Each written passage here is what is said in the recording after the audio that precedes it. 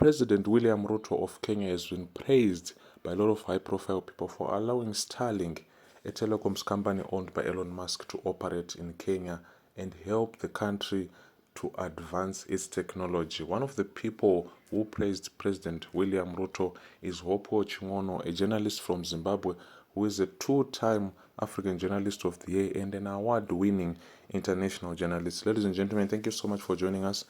If this is your first time getting here, kindly subscribe to our YouTube channel and don't forget to tap on the notification bell so that every time we post an update, you don't miss any of the videos that we do, because we do videos each and every day. Now, Hopo Chingono wrote on his X, in brackets formerly known as Twitter, and said, "This is the leadership that Africa needs in regards to advancing the continent's global connectivity requirements." What President William Ruto of Kenya is saying here explains why Kenya's economy, which was smaller than Zimbabwe in 1992, is now 5 times bigger than Zimbabwe's moribund economy. Those are big words. Meanwhile, in Zimbabwe, the agency responsible for licensing internet players, that is Potras, issued a letter threatening citizens for using Starlink. This is how some countries develop and also how some stay behind, like Zimbabwe. The cost of buying Starlink internet hardware has drastically gone down in rural Britain from 570 USD, that is 460 pounds, to 122 USD, that is 99 pounds. Any serious African government would be looking at this tweet, what President William Ruto is doing, and seeing economic growth, opportunities of building and expanding rural economies faster. Today, fiber optic is like what the landline was to voice communications, and Starlink is like what the mobile phone became to voice communications.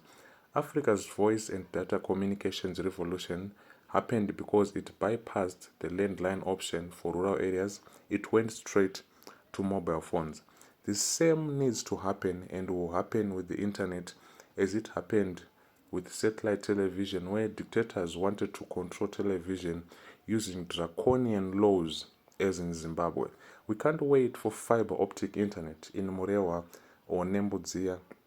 Starlink is the future for these areas. So while East African governments might delay giving licenses to Starlink, they are simply delaying the inevitable that can end up happening without their participation, as new technology might mean not even needing their participation.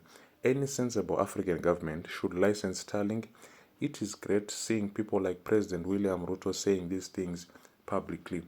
Instead of stifling technology, he is actually asking Starlink to make the technology cheaper so that it is widely available. Serious governments have done so through inviting Elon Musk and his team, because Starlink will mean faster growth for rural economies that are put online. Opposition parties should also be engaged in understanding these issues and explaining them to the rural youth who desire to be online but can't because of failure by governments to think into the future, as Paul Kagame has done in Rwanda, bringing internet to the rural areas, especially schools, first using satellite and now using Starlink.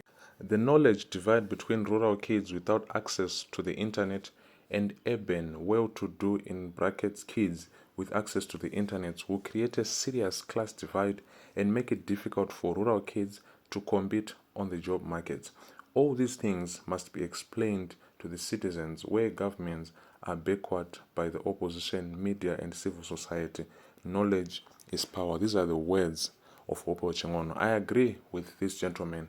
Seriously, a lot of African countries are behind in terms of technology, not because we don't afford, but it's because of the governments. They are the hindrance to technology, to innovation in Africa. So we need to adopt technology. We need to move with the world. We need to be together with other Western countries. There is nothing special about them. We can also do it. The only thing is, are we willing to do that? One of the key factors I noticed is the knowledge divide between rural kids and urban kids. You can testify even if you attend a debate. Rural kids will be wiped out by urban kids, not because they are not smart, but because they don't have access to basic things. Internet is a basic thing which should be accessed by each and everyone in an economy. Ladies and gentlemen, thank you so much for tuning in on this channel. Please don't forget to leave a comment. Tell us what you think about this particular subject. And please be safe always.